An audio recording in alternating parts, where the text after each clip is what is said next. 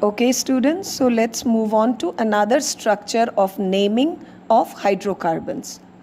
In this structure, you can see I have the structure as CH3, C, triple bond C, single bond CH2, single bond CH. Then below I have written single bond C2H5, and then on the side I have written single bond CH3. Okay तो अगर आप मेरे videos को follow कर रहे हैं तो आपने देखा होगा मैंने बोला कि पेरेंट चेन को ढूंढना सबसे पहले ज़रूरी होता है, that is the root word जानने के लिए। रूट वर्ड जानने के लिए हमें ये जानना ज़रूरी होता है कि आपके पेरेंट चेन के अंदर नंबर ऑफ कार्बन एटम्स कितने हैं। और जैसे मैंने पिछले स्ट्रक्चर को एक्सप्लेन करते हुए बोला था कि जब हम लोग रूट वर्ड को ढूंढते हैं तो हमें ऐसे पेन को स्लाइड करना है कि विदाउट लिफ्टिंग द पेन और the pencil the maximum number of carbons that can be accommodated in the chain without lifting your pen or pencil. So if I go this way, you can see 1 2 3 4 5 6, there are 6 carbon.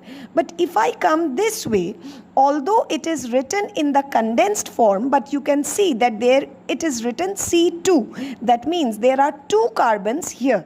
Yes, so if I come this way, I can get 1 2 3 4 5 6 and 7.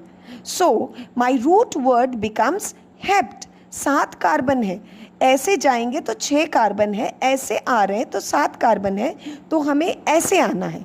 ठीक, तो ऐसे आने में हमारे 5th carbon में CH3 attached है। अच्छा, तो आप हमें ये पूछ सकते हैं कि मैम हम लोग ऐसे क्यों नहीं जा रहे, नंबरिंग हम लोग राइट टू लेफ्ट क्यों नहीं कर रहे हैं, हम लोग लेफ्ट टू राइट क्यों कर रहे हैं? Because there exists a triple bond on this side. अगर हम इधर से नेमिंग करेंगे तो हमारा 3rd वाले कार्बन पे 1 2, 3rd कार्बन पे ब्रांच हो जाएगा, देन 4th 5th कार्बन में जाके ट्रिपल बॉन्ड होगा। जबकि अगर हम ऐसे आ रहे हैं तो हमारे 5th कार्बन में ब्रांच और 2nd कार्बन में ट्रिपल बॉन्ड हो रहा है। ठीक, तो अगेन लोएस्ट सम रूल के हिसाब से अगर मैं दोनों का पोजीशन ऐड करूंगी तो this would be the correct movement. So हमारी नंबरिंग लेफ्ट टू राइट होगी। Root word is hept. Okay, prefix again methyl, 1 carbon, meth with YL, it is attached to the 5th carbon.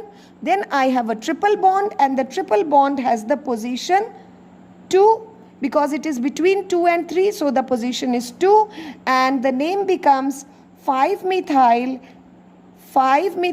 prefix hept root